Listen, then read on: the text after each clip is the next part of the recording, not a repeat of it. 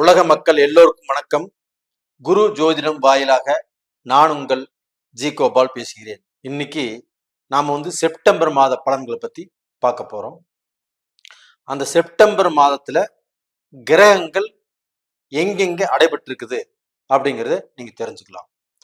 அப்ப ரிஷபத்துல குரு பகவான், மிதுனத்தில் செவ்வாய் பகவான், சிம்மத்தில் சூரிய பகவான், புதன் பகவான், கன்னியில் கேது பகவான், அது போக சுக்கிர பகவான் இங்க நேச்சமா இருக்கிறாங்க. சிம்மத்தில் இருக்கக்கூடிய புதன் பகவான் ஆகப்பட்டது செப்டம்பர் மாசம் 23ஆம் தேதி கன்னிக்கு வந்துருவாங்க. அதே சமயத்துல கன்னியில் இருக்கக்கூடிய சூரிய பகவானும் செப்டம்பர் மாசம் 16ஆம் தேதி கன்னிக்கு வந்துருவாங்க. சிம்மத்தில் இருக்கக்கூடிய சூரிய பகவான் கன்னிக்கு வந்துருவாங்க. அதே சமயத்துல கன்னியில் இருக்கக்கூடிய நேச்ச கதியில் இருக்கக்கூடிய அந்த சுக்கிர பகவான் செப்டம்பர் 19ஆம் தேதி துலாமுக்கு வந்துருவாங்க. கும்பத்தில் சனி பகவான் வக்ரம், மீனத்தில் ராகு பகவான். இதுதான் இந்த மாத கிரக அடைவுகள்.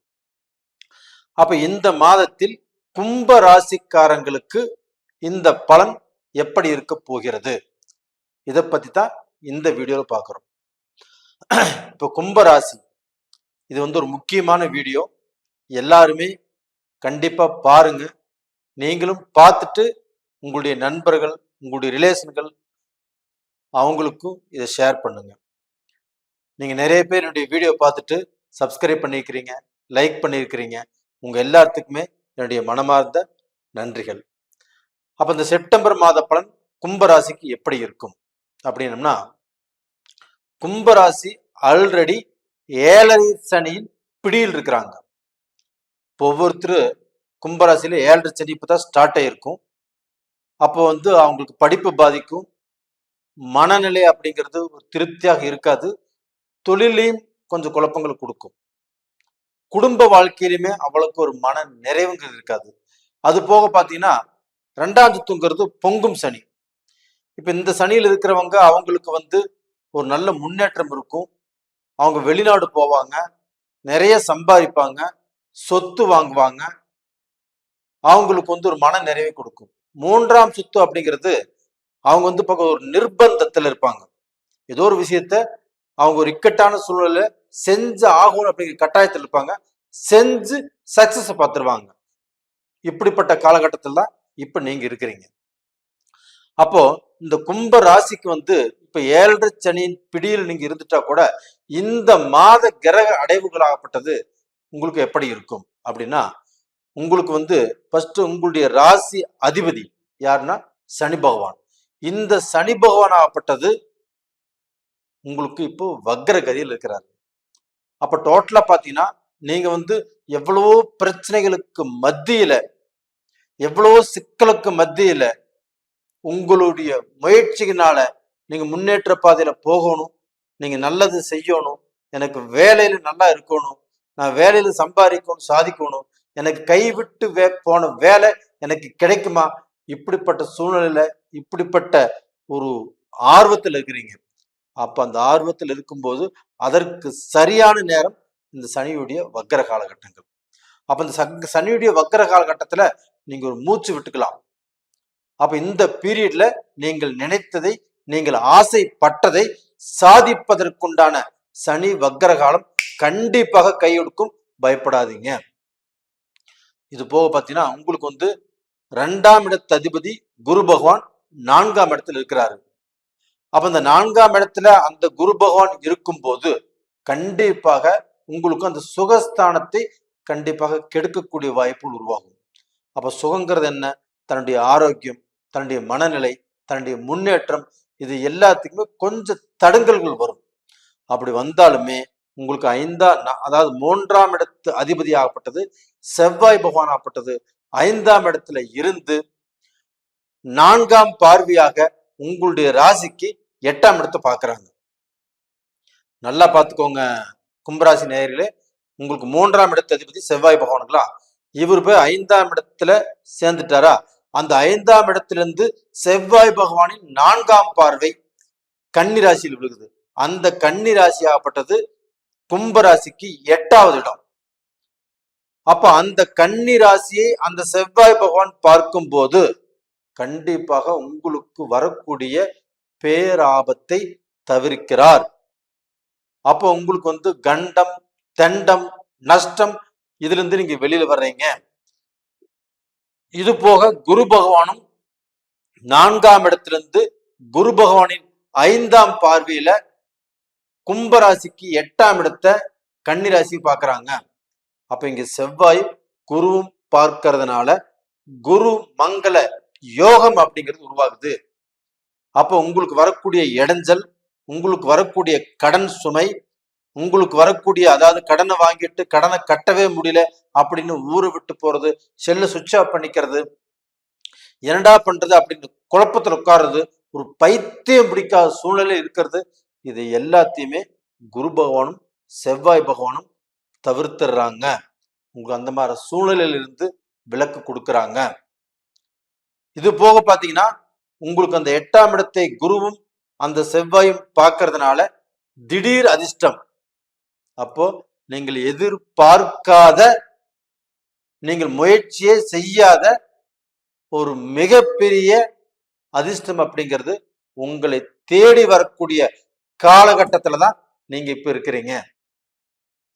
கும்பராசிக்காரங்களே, நீங்க எவ்வளவோ கஷ்டத்துல இருந்தீங்க, எவ்வளவோ மன வேதனையில் இருந்தீங்க, குடும்பம் பிரிஞ்சு போச்சு, குடும்பத்துல சந்தோஷம் இல்லை, பிசினஸ் பண்ணி லாஸ் ஆனீங்க, ஒரு வேலை இருந்து அந்த வேலையில ரொம்ப டார்ச்சர் டென்ஷன்ல வேலை செஞ்சுட்டு இருக்கிறீங்க, வேலை எப்ப போகும் தெரியல, இது மாதிரி மன கஷ்டத்திலையுமே மன உளைச்சல்லையுமே நிறைய பேர் வாழ்ந்துட்டு இருக்கிறீங்க. ஒரு சிலருக்கு திருமணம் ஆகல, ஒரு சிலருக்கு திருமணம் ஆகியும் அந்த வாழ்க்கையில பிரச்சனைகள், பிரிவுகள், ஒரு சிலருக்கு குழந்தை பாக்கியமே இல்லை. இது மாதிரி இந்த 7 சனி காலகட்டத்துல நிறைய சோதனைகளை பார்த்துட்டு இருக்கிறீங்க. அப்படிப்பட்ட உங்களுக்கு இந்த காலகட்டத்துல அந்த செவ்வாயும் குருவும் உங்களுடைய 8ஆம் இடத்தை பார்ப்பதால் திடீர் அதிர்ஷ்டம். அப்போ வறண்டு போன உங்களுடைய வாழ்க்கையில் கொஞ்சம் தண்ணி கிடைக்கிற மாதிரி, தண்ணி குடிச்சு ஒரு தெம்பா இருக்கிற மாதிரி ஒரு திடீர் அதிர்ஷ்டம் அப்படிங்கிறது உங்களுக்கு அந்த 4 திக்கு 8 திசையிலிருந்து ஏதாவது ஒரு மூலையிலிருந்து கண்டிப்பாக கும்பராசியில பிறந்தவங்களுக்கு இந்த காலகட்டத்துல அந்த அதிர்ஷ்டம் வந்தே தீரும். அப்ப ஷேர் மார்க்கெட்ல நீங்க பணம் போட்டிருந்தா அதில் லாபத்தை சம்பாதிக்கலாம். இப்போ ஒரு லாட்ரி வாங்கலாம், அந்த லாட்ரி மூலியமாக பெரிய அமௌண்ட் விழுகலாம். ஒரு பிசினஸ்ல உங்களுக்கு திடீர்னு ஒரு ஆர்டர் வரலாம். இத்தனை நாள் பார்க்க நீங்க எதிர்பார்த்துட்டு இருந்த அந்த தொழில் விஷயத்துல உங்களுக்கு ஆக வேண்டிய காரியம் ஆகாமல் இருந்தது, இப்ப திடீர்னு கைகூடி வரலாம். இது மாதிரி நீங்கள் திகைத்து போகக்கூடிய அளவுக்கு ஒரு முக்கியமான காலம் இந்த காலகட்டத்துல அருமையான அதிர்ஷ்டம் உங்களுக்கு வரப்போகிறது. அப்ப டோட்டலா பாத்தீங்கன்னா இந்த 12 ராசியிலேயே கும்ப ராசிக்குத்தான் இது மிகப்பெரிய அதிர்ஷ்டத்தை உங்களுக்கு கொடுக்கிறது. அப்ப வெளிநாட்டுல நிறைய லாட்ரி இருக்குது. இதுமே இப்ப தமிழ்நாட்டில் லாட்ரி இல்ல, வேற ஸ்டேட்ல லாட்ரி எல்லாம் இருக்குது. இந்த லாட்ரியை நம்பியே ஒரு சிலர் வாழ்ந்துட்டு இருக்கிறாங்க. ஒரு சிலர் டைம் பாஸுக்கு லாட்ரி வாங்குவாங்க. அவங்களுக்கு அவங்களுடைய தேவைகள் பூர்த்தியாகி இதன் மூலியமாக ஒரு நல்ல லெவலுக்கு வரக்கூடிய அளவுக்கு அந்த அதிர்ஷ்ட வாய்ப்புகள்னால ஒரு நல்ல அனுகிரகம் உங்களுக்கு இருக்கிறது. அதனால கவலைப்படாதீங்க, இந்த அதிர்ஷ்டத்தினால நல்ல நிலைமைக்கு வந்துருவீங்க.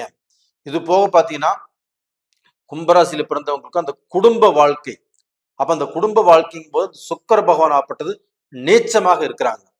அப்ப அந்த நீச்சமாக இருக்கும்போது மனைவியால் குழப்பம், மனைவியால் சங்கடம், மனைவியால் சலிப்பு. இது போக 2ஆம் இடத்துல ராகு இருக்கிறாங்க. அப்ப இந்த குடும்பத்திலே குழப்பத்துல உண்டு பண்ணக்கூடிய அளவுக்கு கண்டிப்பாக வாய்ப்புகள் உருவாகும். அப்போ அந்த மனைவினால அந்த மனைவி குடும்பத்துக்கு ஒத்து போகாமல் இதுவரைக்கும் அவங்க அப்படி இல்லை, இந்த பீரியட்ல அப்படி இருப்பாங்க. அப்ப இந்த காலகட்டத்துல அவங்களுக்கு அந்த கிரகங்கள் தான் அவங்களை அப்படி ஆட்டி படைக்குது. நாம கொஞ்சம் ஸ்ட்ராங்கா இருக்கலாம், நாம கொஞ்சம் விட்டு கொடுத்து போகலாம், நாம கொஞ்சம் அனுசரிச்சு போகலாம் அப்படின்னு கணவன்மார்கள் அந்த மனைவிமார்களை அனுசரித்து போவது நல்ல விஷயம். இதனால குடும்பத்துல குழப்பங்கள் மீண்டும் நல்லபடியாக சேரக்கூடிய அளவுக்கு வாய்ப்புகள் இருக்கிறது.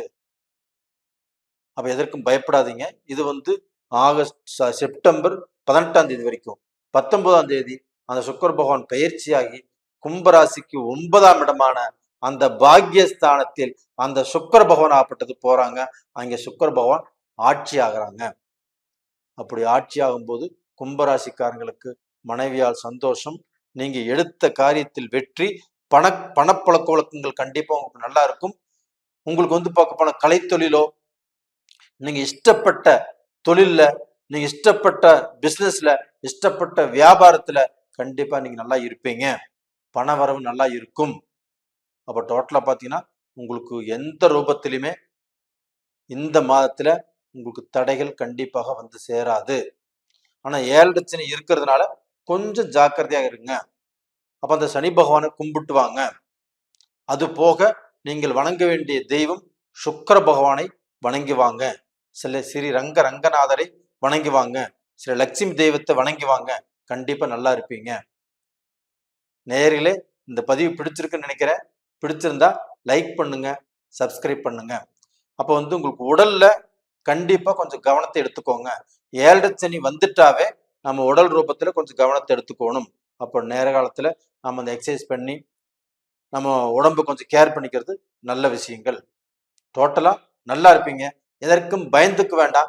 7 சனியை நினைச்சு பயந்து பின்னோக்கி போக வேண்டாம். எதிர்த்து நில்லுங்க, கண்டிப்பாக சாதிப்பீங்க. உங்க ஜென்ம ஜாதகத்துல நல்ல தசாபுத்திகள் நடந்ததுன்னா நீங்க எதுக்கும் பயப்பட வேண்டியதே இல்லை. நல்லா இருப்பீங்க. நேயர்களே, இந்த பதிவு பிடிச்சிருக்குன்னு நினைக்கிறேன். பிடிச்சிருந்தா லைக் பண்ணுங்க, சப்ஸ்கிரைப் பண்ணுங்க. உங்க ஜென்ம ஜாதகத்தையுமே ஒரு முறை பார்த்துக்கோங்க. அப்படி பார்க்கணும்னு நினைச்சீங்கன்னா கீழே 2 நம்பர் கொடுத்துருக்குறோம், கான்டாக்ட் பண்ணுங்க. உங்களிடமிருந்து விடைபெறுவது உங்களின் ஜி கோபால். நன்றி, வணக்கம்.